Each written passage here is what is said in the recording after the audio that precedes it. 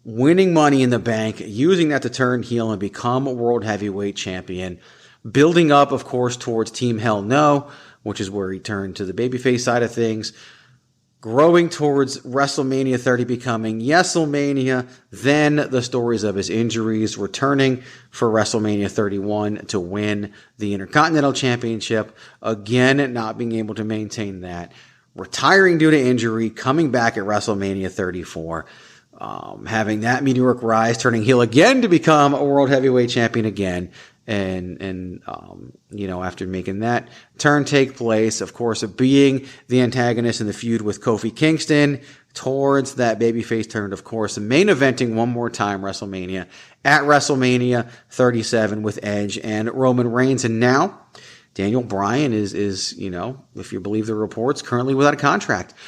Miranda Morales, what is in your mind? What are we doing? What's Daniel Bryan doing next? How about this? What should Daniel Bryan do next? I mean, honestly, whatever he wants. And I say that only from everything that you talked about, from someone who came to such a huge rise, who's done really everything that you can do within the WWE and headlining multiple WrestleManias, winning multiple championships, being one of the most successful and well-known wrestlers in our kind of modern era, and being able to do that even before and after having a major injury that forced him to retire. And I say whatever he wants because of the fact that he had to retire and he fought to come back to pro wrestling, specifically the WWE. And he was able to have another successful run as a world champion and lots of major shows. But it also, maybe it's still not what he's envisioning for his career at this time. Even now, I mean, I think one of the bigger reliefs from this is with the pandemic is that the touring schedule pretty much was minimal. If any, no touring schedule. So that allotted, more time, and maybe through that, realizing that there's still things in wrestling that he wants to do that he cannot do within the WWE. And as someone who literally had to fight to come back into the ring, knowing he's not going to be able to do this forever, maybe he wants to kind of do his own bucket list or list of things and places and people he wants to wrestle, and knows that window is going to close. So why not go for it? And so I feel like if that's what he wants to do, he should do it. He should absolutely do it. He owes nothing to nobody, but especially the fact that he has a second chance. And now all the things that maybe at one point he thought, man, I wish I could have done that. He can. And sometimes it just means leaving, the umbrella of the WWE, but also there's pretty much nothing he hasn't done. So, I mean, he's been able to do all of the major milestones and peaks and a legendary Hall of Fame career. What else is there left for him to do in the WWE? Yeah, who knows? One more year, he might have actually already been in the Hall of Fame. You just never know. And definitely did lead a Hall of Fame career. So before we get into what we think is going to happen, you talked about, we kind of talked about his contract allegedly being up, and I want to go there because it was widely reported that his contract was going to come up in September. And that's when his deal was going to expire. Then he has the match with Roman Reigns. He loses. He gets moved to the alumni section. Now it's being reported, well, the contract actually expired in April. It might have actually expired before the Roman Reigns match happened. He might have been working with the deal for 2 weeks. And who knows, right? So who knows? I know the answer, but before we go there, what do you think? Where do you think we are in terms of his contract? Having lost a match to Roman Reigns, having moved to the alumni section, is that setting up a storyline? Is he actually not under contract? Where do you think we are right now? I personally think that it's a storyline. I don't think his contract is up yet, but I do think it's fairly close to the point where he's not wrestling, and that he maybe is on the cusp of having it expire soon or soonish. But this also could be pre-planned time off. It could be time that he requested because, he still has a young family. He's still also trying to be, I think, more careful health-wise with wrestling. And he's been at a pretty good, healthy pace for a while now. So I don't personally think that his contract is up, but I could absolutely see it being up soon. Because I mean, if anything, I think it would have come out differently if his contract really did expire. So he's not under contract currently. I can tell you that. His contract did, in fact, expire. Here's the thing what happened. And this is what confused a lot of people. And hopefully we can clear this up for some folks from what I understand. He worked WrestleMania 34. That was his big comeback. But before that, he had been under a deal, kind of like what, on-air talent would be on, like not your typical wrestler deal because he wasn't wrestling, he wasn't cleared. Not like a legend deal, but he was under, he's getting paid to be, SmackDown general manager and all that kind of stuff, right? Then he returned. He worked WrestleMania. That was like a one-shot thing. Shortly after WrestleMania 34, that's when he signed his wrestler contract because now he was back. They wanted to have the one match before he was able to sign. Well, that was 3 years ago. And basically he signed. Now, everybody talked about September when he signed his newest contract in September. I believe that's true that he signed in September, but all that was extending his contract probably by a year, which would have extended the current deal, which is why it would be up in April of 2021. Think about this. When, say you're Patrick Mahomes, right? NFL quarterback Patrick Mahomes. He signed a contract extension last year that made all kinds of headlines and everything. But all that did was extend the current deal that he was on. It didn't then start a brand new deal that started the day he signed it. That's kind of what it was. Daniel Bryan just signed a contract extension in the month of September that added a year to his deal when he signed it. And so that's why, from what I understand, his contract is up and he is there. Now, it's also expected that he's going to sign with WWE and continue his contract there, just working on all the specifics. I do think WWE kind of offers the best setup for him right now and where we're at. And I don't want to kind of go into how that can work because it goes into what we want to see him do and all of that. So we talked about, what you want to see him do, and we talked about it being whatever he wants to do. So now I want to shift that conversation away from whatever he wants to do because I agree with you 100%, right?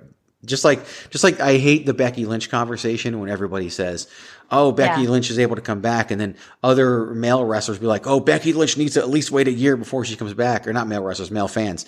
And I just laugh and I'm just like, Becky Lynch should come back whenever the hell Becky Lynch wants to come back. If she wants to come back next week, that's her choice. If she wants to wait another year, that's her choice. I hated when male fans were like, oh, she needs to have at least a year. Maybe she doesn't want a year. Whatever. Like it's her decision and not our decision. And it's the same with Daniel Bryan, right? But now we get to put our fan hat on and tell us, so what do we want Daniel Bryan to do? You as a fan, me as a fan, what do we want to see out of Daniel Bryan moving forward? Yeah. I mean, I think he's openly talked about his level of going international.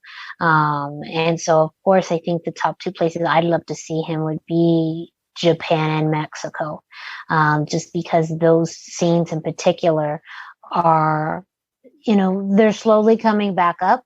But I mean, those are just really unique, super, hardcore wrestling, areas and such different matchups that he can have and just really unique and versatile opponents that he could face. And so I just want to see him. I kind of want to see him go international or face more international opponents.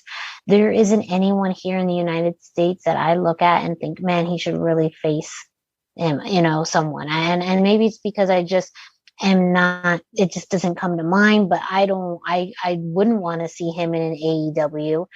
Maybe, of course, maybe a jump back to Ring of Honor. But, for just a kind of a special appearance would be kind of cool. But I don't know, at the end of the day, I still think for me, where I feel more invested or interested in, where I'd like to see him is in an international setting. So I'm pulling for Japan or Mexico. I think that's possible. I think he would like that as well. Personally, my choice, and of course I'm biased, but my choice is NXT. I want to see Daniel Bryan in NXT. And here's why I think it's such a great setting for Daniel Bryan. First of all, NXT in its current iteration, I don't know if this will change, but in its current iteration, it records every other week. So they go live on a Tuesday, and unless something's coming up, they typically go live on that Tuesday and they record the next week's show. It doesn't always work that way. And the reason I know this is because I know somebody that has been going to many of the tapings due to some connections. And so sometimes they record multiple, sometimes they don't. And leading up to the last takeover, they didn't, because things were changing so fast and COVID and all of that, right? But they are leading towards, you do have that every other week structure. Now, I don't know if that'll change. We all hear about touring might be coming. We all hear about all of that, but who knows? NXT is probably last to do that, just because it's NXT and we got to get everything else off the ground first. So that to me would be an ideal setting. I also wonder if Daniel Bryan and Brie Bella would relocate to Orlando, and if he were able to work in that trainer role, work with the Performance Center, be involved in that way, if that's something that could possibly be attractive to him. Now, you talked about his desire to compete and perform internationally, and I do believe that's there. He said it himself. And I think that if that were to be possible within a WWE contract, it would be working in the Performance Center, working for NXT.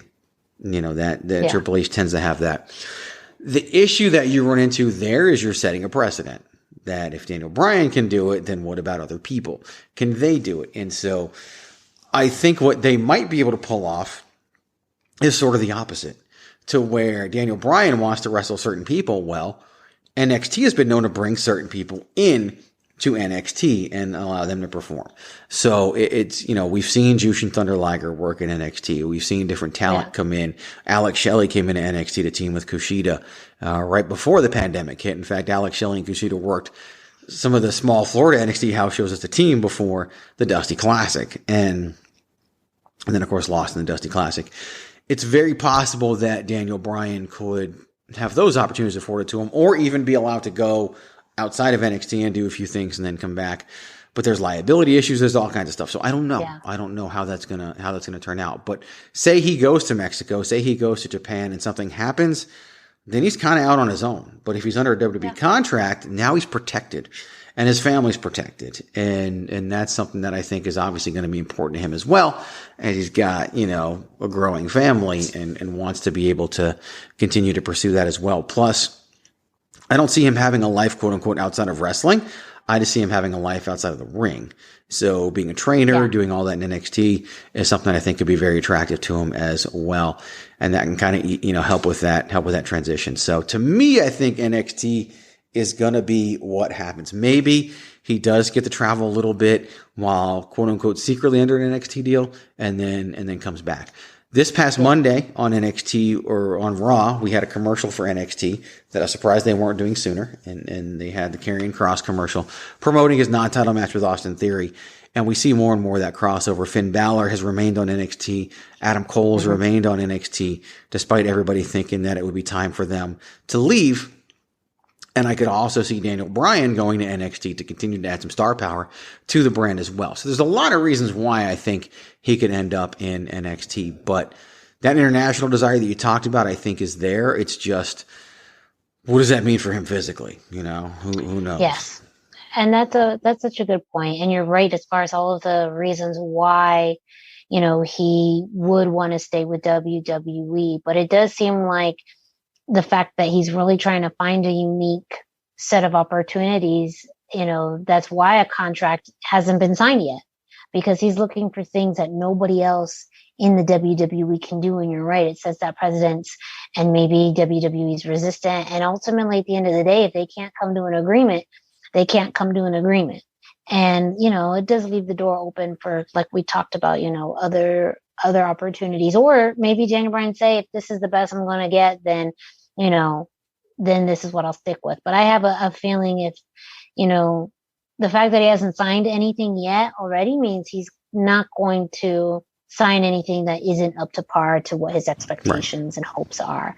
So, because he could have easily just signed what they gave him and called it a day. But the fact that he hasn't signed means that he's holding out for something, or some things very specific to what he wants in a deal. Yeah. I think too, you talked too about NXT under that umbrella, one area that I think would be awesome to see him in too is NXT UK, which could also help boost some of that viewership because it does get pretty lost within all of the other content that they have. So that would also be a great way to still keep them within that NXT and WWE house, but going in a different direction. And if, like you said, if they bring in, wrestlers internationally for these one-time deals and kind of bring those opportunities to him, then that could also be another way of him kind of accomplishing what he wants, but still being within WWE. So I feel like it's a very safe and stable option to remain and stay with WWE, but it also is a feeling that there's a very specific things that he's looking for and requesting that WWE have not yet bent on. And it's now kind of that negotiation game. How much longer will they wait out before they either cave or, they have a final offer and ultimately he has to decide if it's enough for him. It's funny. Everyone wants to see Daniel Bryan versus Walter, and they all think that would happen in the UK. First of all, outside of the crowning of the first United Kingdom champion, Tyler Bate, that title has only changed hands in the United States. And Pete Dunne won it from Tyler Bate in Chicago, and Walter won it from Pete Dunne in New York. So it's very interesting how that kind of plays out. But if Daniel Bryan were to wrestle Walter, you can best believe that would be on a takeover here in the States. That would not be overseas. But just because it's money and it could happen. Kenta, by the way, lives in Orlando. So, that could always be a thing. He could come back and work. And they've brought over Liger. Like, who's to say that Triple H wouldn't be able to bring over Okada for a match with Daniel Bryan? Mm-hmm. Like, the lines of communication between WWE and New Japan are obviously open. There's been enough things that have happened to show that those lines of communication are open. Now, that would be crazy because I know last week on the hashtag Miranda show, we did talk. And you did it. You opened the forbidden door. What? Wait. Hang on a second. What did I open? The forbidden door.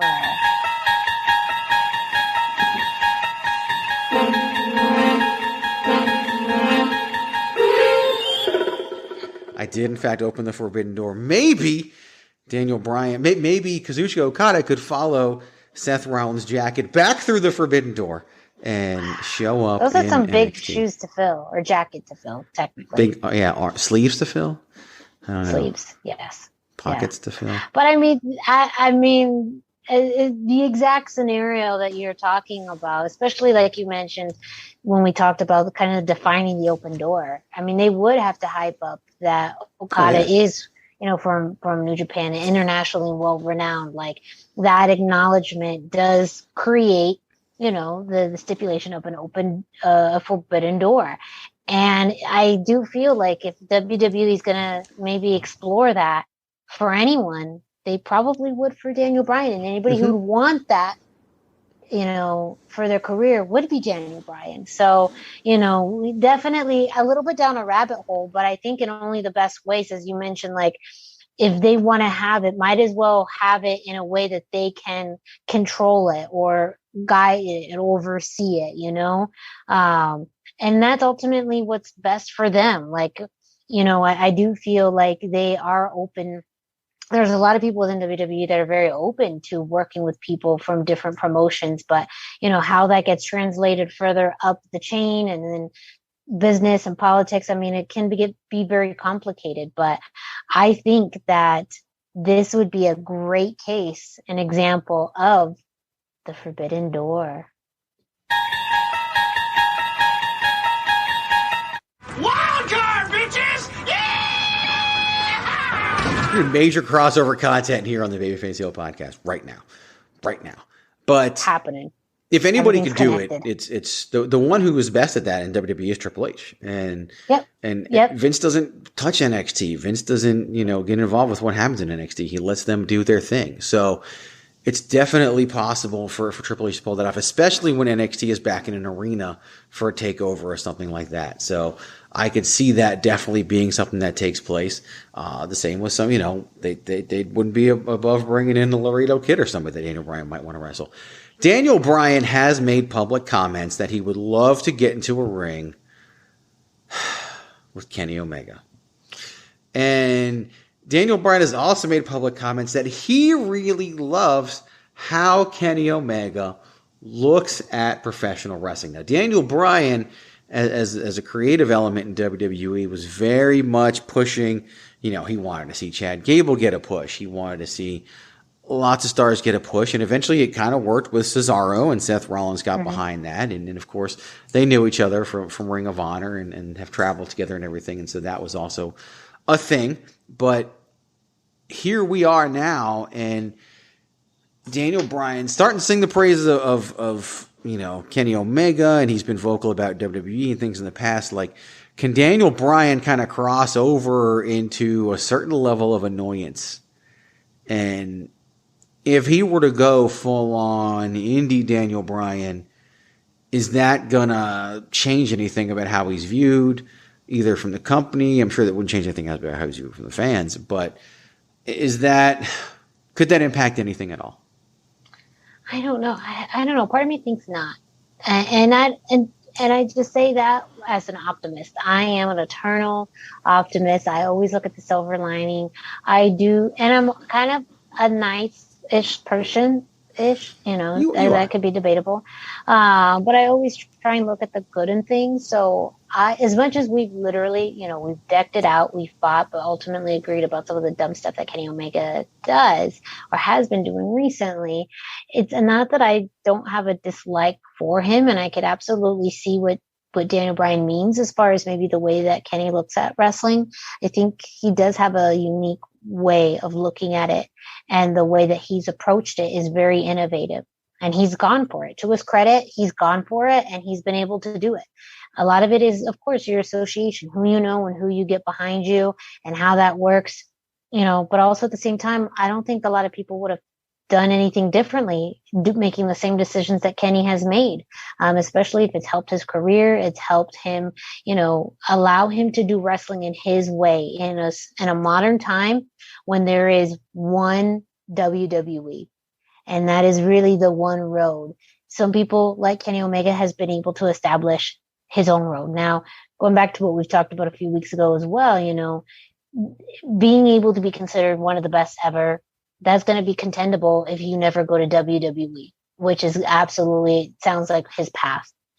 But I think the way that he thinks and approaches wrestling in himself and, the business in more of a modern era, I think people do appreciate that. And maybe that's more of the motivation behind Daniel Bryan, is that just more of the innovation and the way he thinks about things is not traditional, is not, cookie cutter. It's something different that you've never seen before. And maybe that's where, those ideas, and especially what he can do in the ring, can be very appealing to someone like Daniel Bryan. But I think possibly it could rub some people the wrong way in WWE if you look at maybe some of the more lifers and long timers. But it seems like the company knows the value they have in Daniel Bryan, and have supported him in his ventures and his career for a while. So I don't think he'd lose favor with anyone in WWE for just thinking that, Kenny Omega's doing some good stuff. I just think that, will it ever translate into a WWE ring? No. That's a door that is not going to open. But I don't think forbidden. It's going to impact his standing in the company just because he likes Kenny Omega.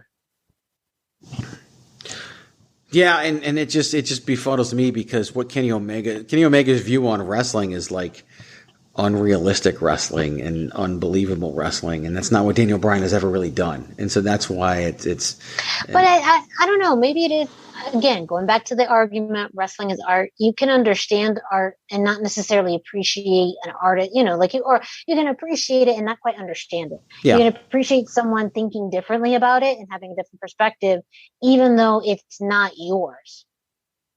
Okay. And maybe that's where Daniel Bryan's coming at it from, and hopefully he is. So we'll see. We'll find out maybe later this year. I don't believe he's going to show up in NXT. I mean, I don't know. We're recording this on Tuesday. Maybe he showed up tonight. I doubt it. But who knows? No, he did not. Sorry. So, spoiler alert. Thank goodness. He did not show up. Because that would ruin everything that we just talked about. So quick commercial break. Though. What's that? It would have been cool. it would have been cool, and it could still happen at some point, and when it does, it'll be fine. Especially Quick commercial break, book. and we'll come right back. 8, 7, 6, 5, 4, 3, 2, 1. This is your boy Kenny Killer telling you to make sure you check out thechairshot.com, bringing you breaking news, interviews, podcasts galore, everything pro wrestling. Make sure you check it out, thechairshot.com. The Babyface Heel of the Week is our time to take a look at one or two of wrestling's most famous or infamous personalities from yesterday or today and decide how they're better as a babyface or a heel. This week's Babyfaces/Heels of the Week? Well, Miranda, they're Jimmy and Jay, the Usos.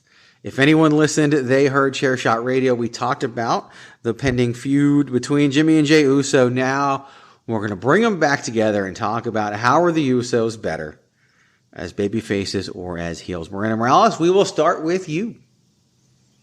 Ooh, I mean, I kind of predicted it as soon as you added the S's.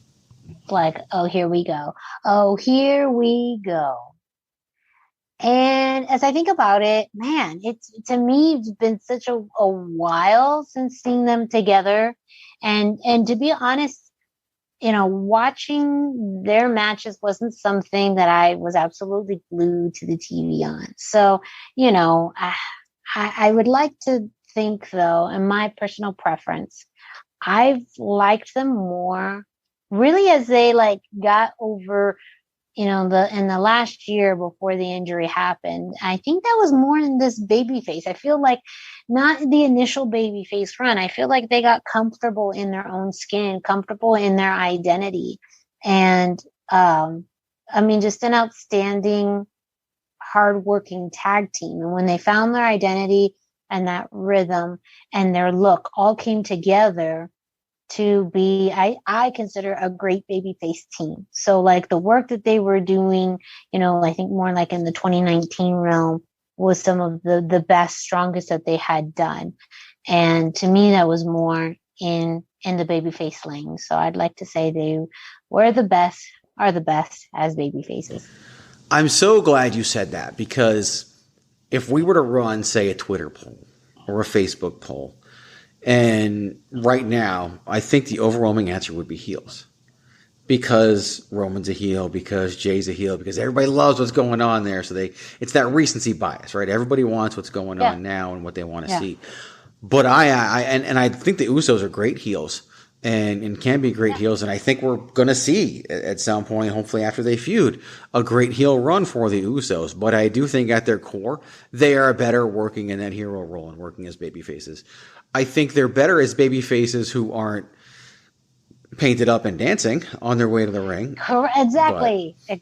I think they're good. Everybody has to have their edge. And I think, the more modern flair, modern version of the Usos is definitely the better babyface version Day of the Usos. one-ish. Yes, but I do believe. Again, I feel like they found that rhythm. Yeah. They found the look and style, a very just cohesive look and personality.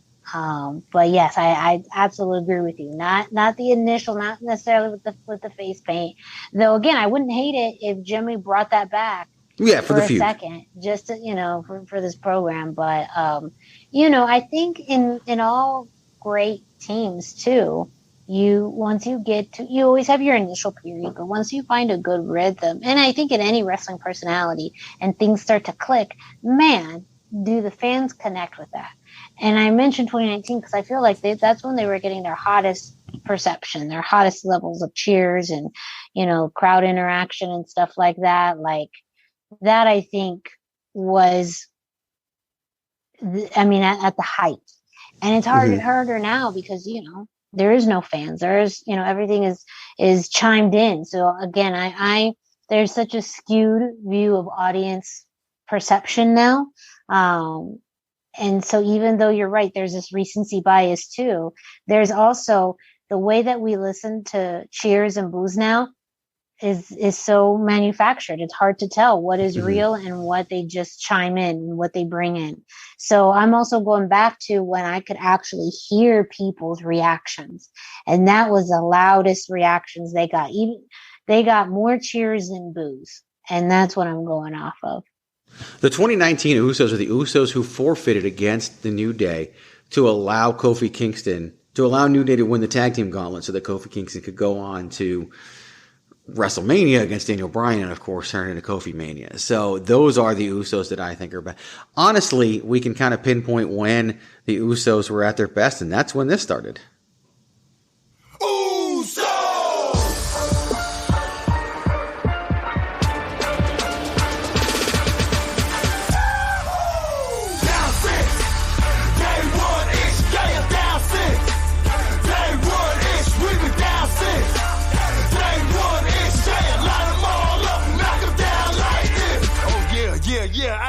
Let's welcome these folks to the Uso Penitentiary.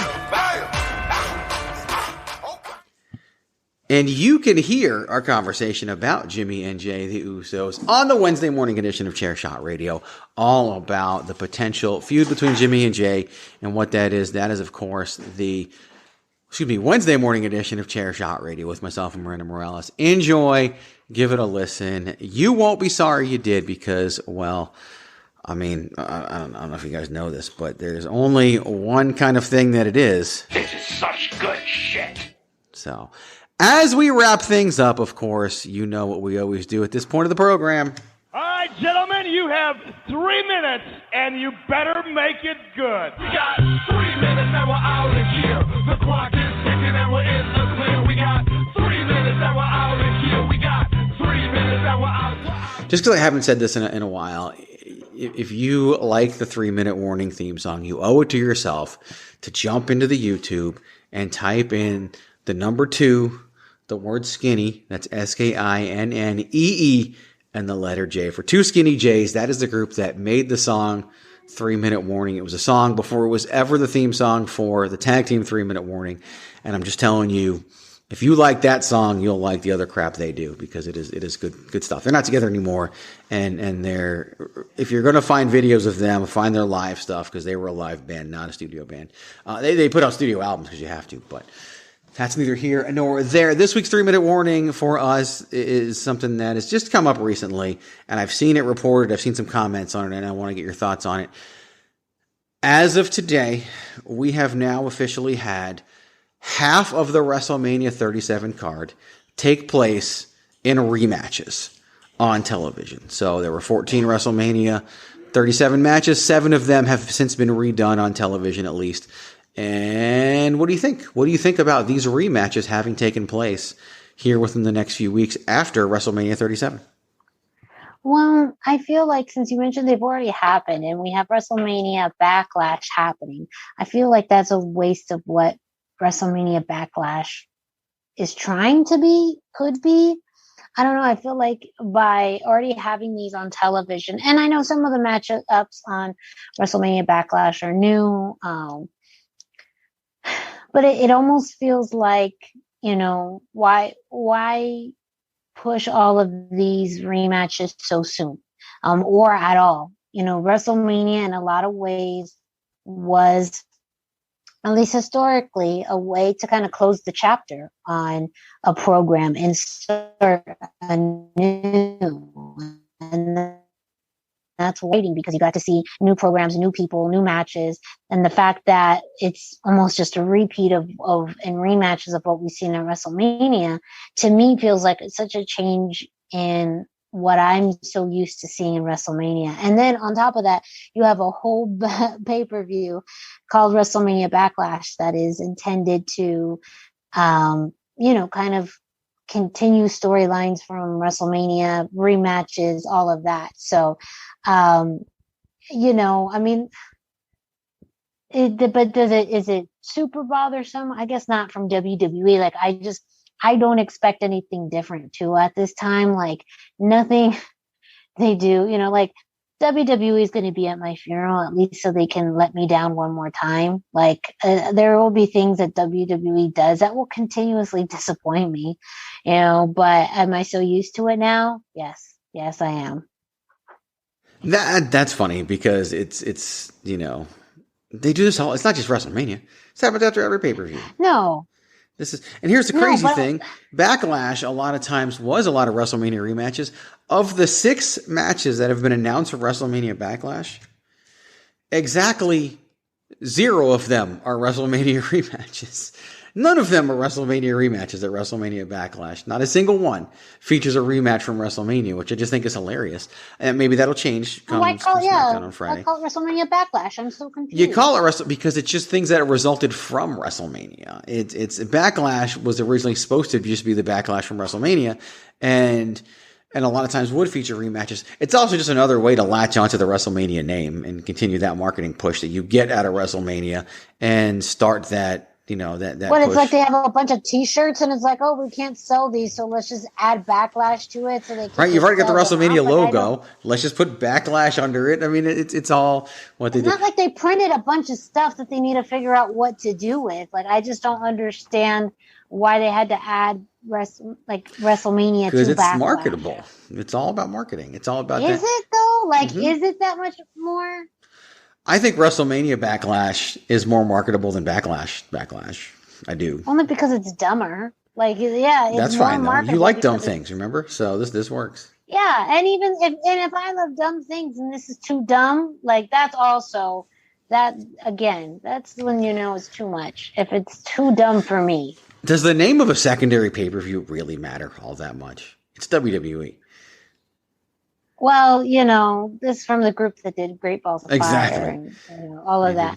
But, exactly. It's a continuous letdown. But I think, too, Backlash has had, and this could just be nuance or for people like me who've been watching for a long time. You know, when you change up the name of an existing pay-per-view like that, too, then just add WrestleMania to it. Because it's just fully transparent. They're trying to capitalize on the name of WrestleMania. You know, it's kind of whatever, but to me, it's not really positive either. It's not like, oh man, I have to watch it. Nothing. At the end of the day, does the name really matter? No, it's how you build it. But when you think about, some of the legacy and history within WWE, when you do change things up, I'm one of those fans. They're like, you can't change that up. It's been that way forever, but they always change it up. Because, Backlash happened at different points in time. It was in different places in the calendar, at different parts. Yes. Backlash will always be a special place for me because that is where my and your Maharaja Jinder Mahal became WWE champion for the first and definitely not final time. So that will be because, he's back. And he's back now. We had that conversation last week, but I'm not going to say I told you so. It was just a dry run to see I said I wanted to be wrong. I'm not ready to say you were yet. I'm ready to say you are on the road towards. Well, we'll see how much airtime Eva Marie gets next week and the week after. Who knows? They love shiny, pretty things. This is and Jinder Mahal is definitely a shiny, pretty thing as well. However, WWE just tends to like different shiny, pretty things. How did we? So we turned the WrestleMania rematch conversation into Backlash into Jinder Mahal. That, my friends, is podcasting. It's a shameful thing. And that, my friends, is going to do it for this week's edition of the Babyface Heel Podcast. Of course, this is part of the Chairshot Radio Network, so head on over to thechairshot.com. Give it a listen. Support the website. Support the movement. Everything that we do for you out of the goodness of our own hearts at thechairshot.com. Thechairshot.com. Always use your head. We mentioned it briefly, but do go back and check out the Wednesday morning edition of Chairshot Radio. We talked in depth about the potential feud between the Usos and where we want to see that go and what we think is going to happen. So please do check that out. You can follow me on social media at Chairshot Greg. You can follow Miranda at the hashtag Miranda. Miranda, what can the world expect this Thursday on the hashtag Miranda Show? Yes, we are going to be talking about some Major League Wrestling, a topic we don't normally talk about on the hashtag Miranda Show, but one that definitely threw a swerve out over the past week, and that is the return of one, well, I mean, by name familiarity, Dario Cueto of Lucha Underground made an appearance, not necessarily in relation to Lucha Underground, but lots of implications. So yeah, we'll talk about Lucha that. Underground, Azteca Underground. I got some questions. I got some questions. Yes.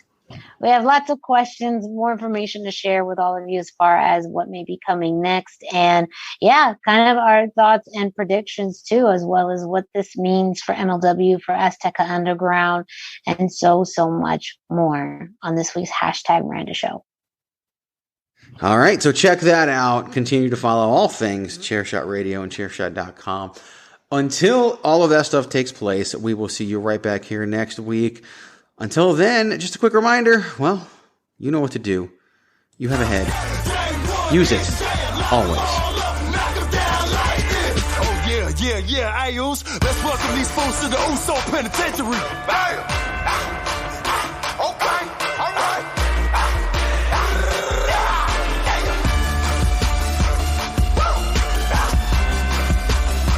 Hey, let's get it, Us. It's not paranoia, it's the Usos. TheChairshot.com. Always use your head.